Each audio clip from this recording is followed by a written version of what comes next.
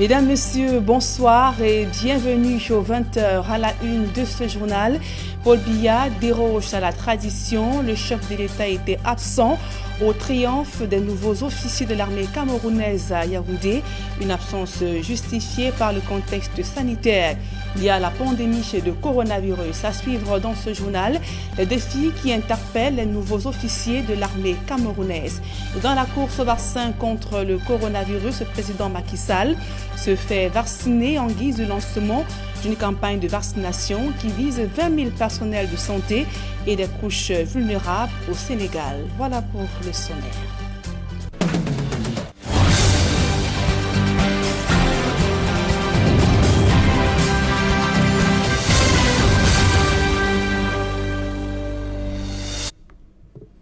Mesdames, Messieurs, une fois encore, bonsoir et merci d'honorer ce rendez-vous de l'information sur Equinox Télévision. D'abord, ce grave incendie qui a réduit en cendres plusieurs maisons en Konsamba dans le département du Mungo. Rien n'a pu être récupéré. Les populations ont dû se débrouiller elles-mêmes pour venir à bout des flammes. Alertés, les sapeurs-pompiers ne sont jamais venus, déplorent les populations, ces familles qui ont tout perdu, notamment des diplômes et d'importants documents officiels. Le récit de Gladys Sidi. Tous les habitants du quartier 11 dans la ville de Konsamba, dans le département du Mungo, se sont mobilisés pour éteindre le feu qui a ravagé plusieurs maisons d'habitation.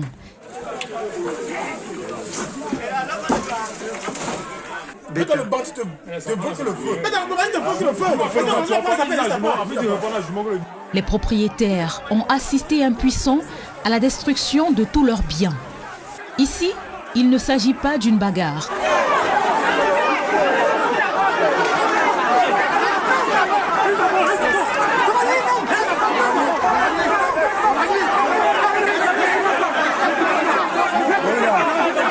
Les habitants tentent d'empêcher ce jeune homme d'entrer dans le feu alors que tous ses diplômes sont en train de brûler. Une épreuve tout aussi difficile pour cet homme, désormais sans domicile. Maintenant, il y a le grand rien. On va trouver tout ça. On trouve du duplicate partout. Il y a du duplicate à la misère. On va trouver. Non, mais pardon. C'est rien. Laisse d'abord les diplômes.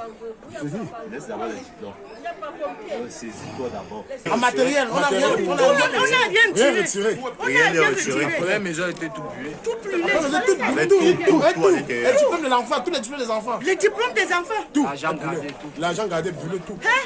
Selon les populations, les flammes ont été maîtrisées grâce à la mobilisation des uns et des autres. Les éléments des sapeurs-pompiers n'ayant pas pu se rendre sur les lieux, ce qui a suscité la colère des habitants. Comme ça, nous avons éteint le feu avec les bananiers, avec le sable. Donc nous disons aux sapeurs que quand il y a un incendie quelque part qui ne met plus pied, si c'est au quartier 11, s'ils mettent pied, qu'ils soient assis que moi, on serait par la roue, le couteau pincé la roue. Parce qu'il n'y a pas de sapeurs. Les sapeurs sont des civils, sont des mamans. C'est honteux pour eux en Konsamba. Ce matin, au quartier 11, il y avait une maison qui prenait feu. Et bon, nous sommes arrivés juste au moment que la flamme commençait à jaillir. Bon, on a appelé les sapeurs-pompiers. Bon, jusqu'à présent, il y a au moins 3 maisons à 4 maisons qui ont tout pris feu. Et jusqu'à là, peut-être comme la 5e maison que les gens sont en train de crier. Jusqu'à là, il n'y a pas toujours l'eau au quartier. C'est les troncs des bananiers qui nous aident à éteindre le feu. Et les sables des gens à côté.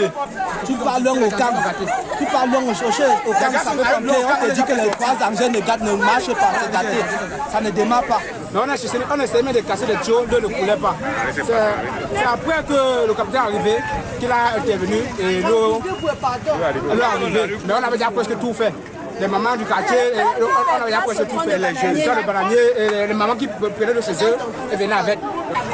Si avec l'eau, la maison sur le c'est le commandant de la compagnie qui est venu avant que la SNEC laisse l'eau. Ça veut dire tous les jours fermés, L'origine de cet incendie n'est pas encore connue. Les dégâts sont importants. Et dans la capitale économique Douala, c'est un fait qui ne passe plus inaperçu. Il s'agit de l'occupation abusive et même anarchique de la voie publique par des commerçants. Cette situation est très souvent à l'origine des embouteillages monstres et même des accidents de la circulation. Face à ce désordre urbain, le maire de la ville envisage une série d'actions et même de répression pour faire reculer ce phénomène. Le reportage de Claude Euquois et de Kediara.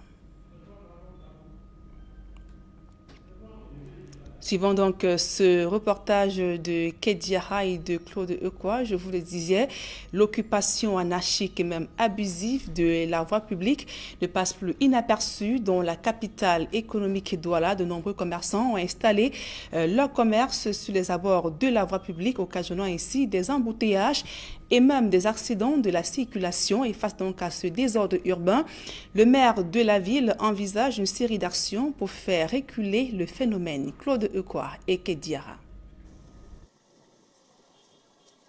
L'occupation abusive de la voie publique est un fait dans la ville de Douala qui se définit par des trottoirs encombrés, le plus souvent par des commerçants à la recherche de leur pitance. Parmi les axes les plus victimes, il faut citer le camp Yabassi, dans le 2e arrondissement de la ville, encombré par ses vendeurs de pièces détachées et ses mécaniciens improvisés qui occupent ces routes secondaires pourtant destinées à la fluidification du trafic.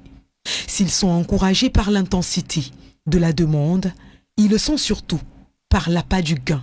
Dans la même lignée, il faut citer le marché Nkololone, qui lui est occupé sur une bonne partie, sinon sur la quasi-totalité de sa chaussée, par des vendeurs qui évoquent pour se justifier les difficultés d'accès à la clientèle. Nous ne venons pas comme ça vendre, on va vendre.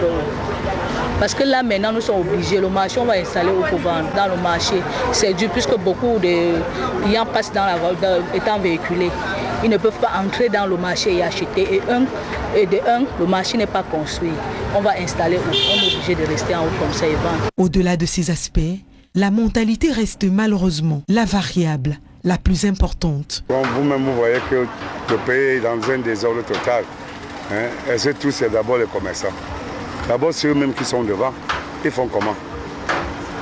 C'est eux qui doivent travailler de manière que tout doit être à l'ordre. Tout à l'heure, nous autres vont même verser les ordures là. Et tu vas lui dire quoi?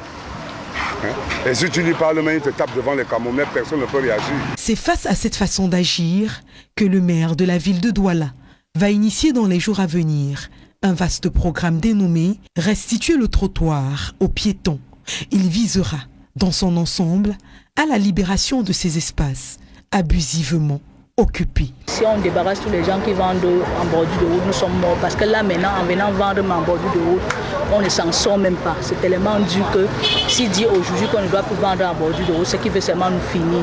Des actions similaires avaient déjà été engagées par l'ex-délégué du gouvernement auprès de la communauté urbaine de Douala. Les résultats n'avaient pas alors porté la promesse des fruits. Espérons tout de même que cette fois soit la bonne.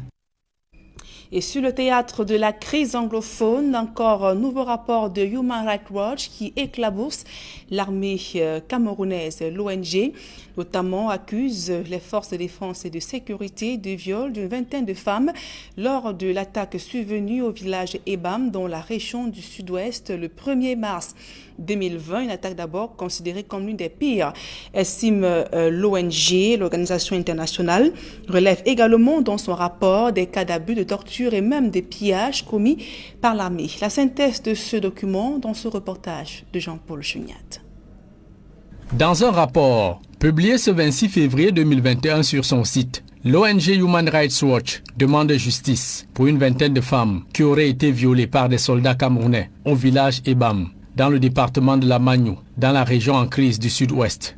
Resté impuni depuis le 1er mars 2020, date d'une descente punitive des forces de défense et de sécurité dans cette localité, où une vingtaine de femmes étaient violées, un homme tué et une maison incendiée, la directrice adjointe de la division Afrique à Human Rights Watch, Ida Sawyer, déclare qu'un an plus tard, les survivants de l'attaque des BAM ont désespérément besoin de justice et de réparation, tout en s'indignant que les auteurs de ces viols soient en liberté et leurs actes sans conséquences. L'ONG internationale Human Rights Watch dit s'être entretenue le 5 janvier dernier avec 20 survivantes de ces viols en masse, discuté avec 4 hommes arrêtés et tabassés, ainsi que 2 proches de Ojong Thomas Ebot, le jeune homme de 34 ans exécuté par balle.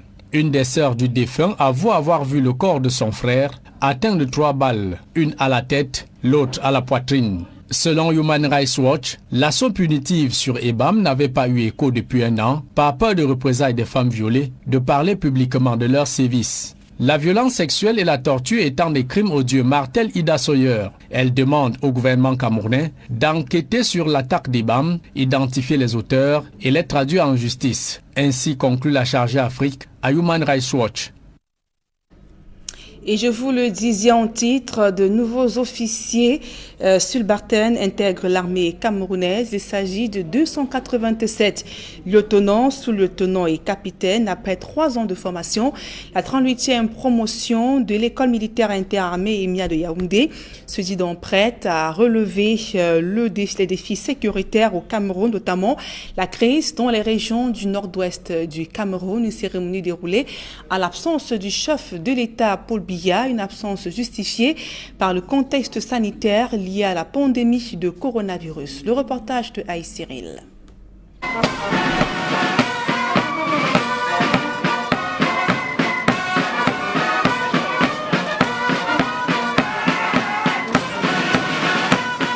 Le pas à l'aide pour marquer l'entrée de nouveaux officiers dans l'armée camerounaise.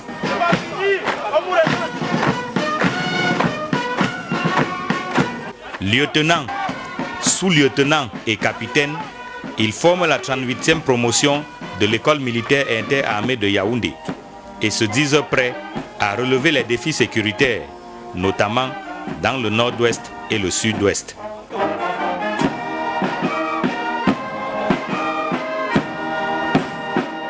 Je remercie l'encadrement qui a mis tout en œuvre pour que ce jour puisse arriver. Nous sommes très fiers de ce que nous sommes aujourd'hui. Nous sommes dans le contexte sanitaire avec le Covid-19, avec le contexte sécuritaire qu'il y a dans les régions du nord-ouest et du sud-ouest.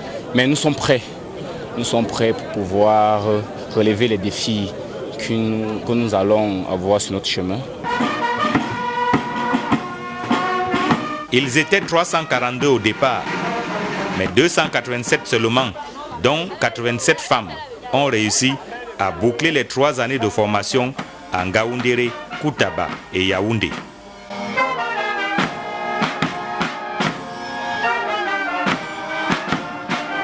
La cérémonie de prise d'armes est présidée par le général de corps d'armée René-Claude Meka, chef d'état-major des armées camerounaises. La 38e promotion de l'EMIA est baptisée Paix et Unité. Et de nouvelles sanctions pour Avenir Voyage. La compagnie de transport écope d'une suspension d'1 mois, à peine la première levée. C'est une décision du ministre des Transports après le récent accident de la circulation survenu sur l'axe Koutaba.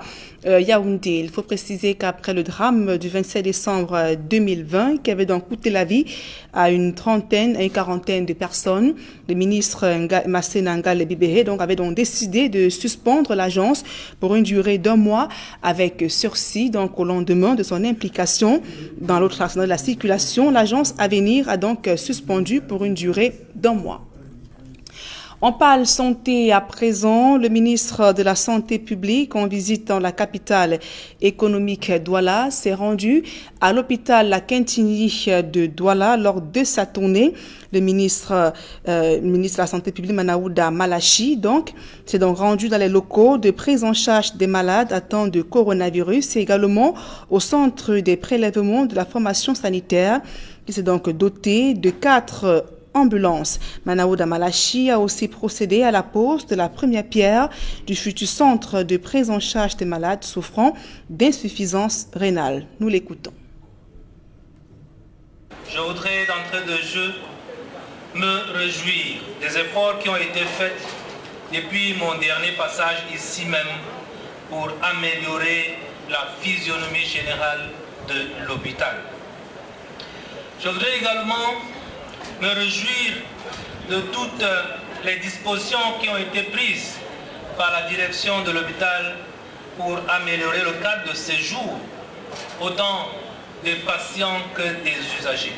Je suis exigeant également pour ceux qui viennent à l'hôpital, quelle que soit la détresse, quel que soit leur état, ils ne doivent en aucun cas manquer de respect au personnel soignant qui prend soin d'eux.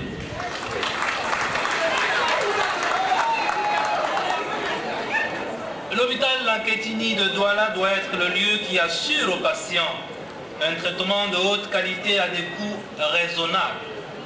Il doit renforcer son offre, notamment en consolidant sa position de centre de traitement agréé, de la prise en charge intégrale de certaines pathologies sous programme telles que le VIH, la tuberculose, le paludisme à travers l'hôpital de jour, ce qui concerne la tuberculose et le VIH.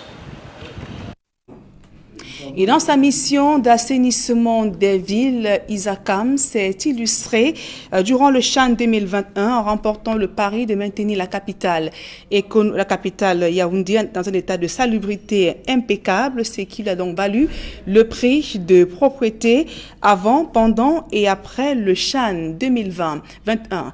Isakam donc annonce par ailleurs l'acquisition de son nouveau camion pour poursuivre donc sa mission d'embellissement des villes. Le reportage de Marcelin Gansop. Le pari n'était pas gagné d'avance, celui de maintenir la capitale dans un état de propreté impeccable, avant, pendant et après le championnat d'Afrique des Nations. À l'heure du bilan, il est de notoriété publique que Isakam a joué et remporté le champ de la propreté. Notre mission est de faire la propreté de la ville de Yaoundé. Le gouvernement de la République, avec la communauté urbaine de Yaoundé, ont mobilisé les moyens pour gagner ce challenge. Je pense que le résultat est là. Tout le monde était fier de l'excellence, du niveau de propreté que la ville de Yaoundé a atteint. Nous allons continuer dans cette dynamique-là pour que la CAN se passe dans de bonnes conditions et même qu'après la CAN, la ville de Yaoundé continue à être propre. Un tour de ville permet de toucher du doigt les efforts qui ont été faits pour débarrasser le centre-ville et ses environs des immondices. Même l'arrière du marché Mvok à Tanganambala, qui était jadis un temple de l'insalubrité, offre aujourd'hui un visage reluisant qui force le respect. La propreté s'est significativement améliorée dans la ville. Vous aussi, vous l'avez constaté. C'est ici le lieu d'interpeller la population qui est l'acteur principal de la propreté urbaine. Les actes d'incivisme, nous avons observé pour certains des coffres brûlés, des bacs vides et des ordures au sol. Les citadins de Yaoundé sont invités, chacun à ce qui le concerne, de participer à cet effort de propreté. Il faut d'autant plus maintenir le cap qu'un autre rendez-vous important pointe à l'horizon. Il s'agit de la CAN que le Cameroun va abriter l'année prochaine. Isakam entend chausser les crampons afin de jouer à fond sa partition dans la réussite de ce grand événement sportif. Nous nous sommes promis de faire la propreté pendant le Chan. Ce pari a été gagné. Nous pouvons dire avec force que nous avons gagné notre Chan. Notre prochain objectif, effectivement, c'est la CAN 2022. Et nous allons la gagner. Nous avons pris des dispositions pour réussir ce challenge. Dès le mois de juin, nous allons réceptionner 100 nouveaux camions que nous allons présenter aux populations et aux autorités et vous-même. Ces 100 nouveaux camions que nous avons spécialement commandés vont sillonner le Cameroun. Mais la bonne volonté d'Isakam ne saurait suffire à relever les nombreux défis si les moyens financiers ne suivent pas. Aussi, cette entreprise a-t-elle besoin que l'État respecte ses engagements en payant ses dettes. À la fin du mois de décembre, les arriérés dus à Isakam cumulés étaient estimés autour de 13 milliards de francs CFA. Pour que cette dynamique ne soit pas perturbée, nous souhaitons que nos prestations soient payées à temps, dans les délais, pour que nous puissions honorer nos engagements de salaire, nos charges de matériel, pour que nous évitons justement les désagréments des dernières minutes. En attendant, Isakam gagne déjà son pari quotidien de maintenir Yaoundé dans un état de propriété connu et reconnu de tous. L'engagement, le dévouement et le professionnalisme de son personnel sont autant d'atouts qui lui valent respect et admiration. L'actualité hors de nos frontières à présent au Sénégal, le président Macky Sall se fait vacciner contre le coronavirus. Face donc aux nouvelles variantes, le président sénégalais appelle ses concitoyens à se faire vacciner contre cette maladie. Et au Tchad, le président Idriss Déby Itno vient de procéder à un réaménagement ministériel. Éric Ouattara, Julien Barthébissaï. Face à la menace de la nouvelle variante de coronavirus et les préoccupations des Africains sur la fiabilité des vaccins, le président Macky Sall montre la voie à suivre aux Sénégalais en recevant la toute première dose de vaccin anti-Covid-19. Le vaccin reste aujourd'hui le seul moyen de prévention qui pourrait nous assurer de vaincre la maladie, bien entendu en plus des gestes barrières qui doivent rester de rigueur. Le port obligatoire du masque, le lavage fréquent des mains et la distanciation physique. Plus un vaccin, nous pouvons être à peu près sûrs que nous ne serons pas nous-mêmes un vecteur de contamination. Rassurant son peuple, le numéro 1 sénégalais décline les cibles les plus exposées à vacciner, notamment les personnels de santé et les personnes du troisième âge. Toutes les personnes qui sont dans un âge supérieur ou compris entre 60 ans et plus, devraient pouvoir se faire vacciner. Puisque nous constatons chaque jour l'ampleur de la pandémie dans le monde, l'ampleur de la pandémie dans notre pays, où à date d'aujourd'hui, nous avons dépassé les 840 quasiment de décès, 840 décès, c'est beaucoup. Lancée mardi dernier par les autorités sanitaires sénégalaises, la campagne nationale de vaccination contre le Covid-19 suit son cours dans le pays. Près de 5000 Sénégalais ont déjà été vaccinés. Et tout à côté au Tchad, le réaménagement ministériel attendu a finalement accouché d'une souris. Seuls 3 nouveaux visages font leur entrée dans le gouvernement de 35 membres. Du moins, c'est l'essentiel du décret qu'a signé le maréchal président du Tchad, Idriss Déby Itno. Mesdames et messieurs, c'est la fin de ce journal. Merci pour votre aimable attention. Dans un instant, le débrief du journal avec Serge Alain Otto et vous revenez avec vos invités sur le plateau d'Equinox Soir sur l'éternelle problématique de l'occupation anarchique de la voie publique dans la capitale économique Douala. Voilà justement l'opération intitulée « Restituer les trottoirs aux piétons ». Le maire de la ville, M. Bassadiné, a décidé de nettoyer, on va le dire comme ça, les trottoirs, pas au Karcher, comme disait Nicolas Sarkozy en France. Il a décidé de nettoyer les trottoirs de la ville de Douala. Il a choisi certains quartiers de la ville où cette opération sera lancée pour débarrasser véritablement les trottoirs de ces structures encombrante qui amène les piétons à disputer la chaussée avec les véhicules, Nadine Yambo. Bonne soirée à vous, Nadine. Bonne soirée à vous, Serge Alain, ainsi qu'à bon week-end à vous. Merci. Voilà, rendez-vous vendredi prochain. 20h. Voilà. Dans un instant, madame, monsieur, la suite. Equinox Soir.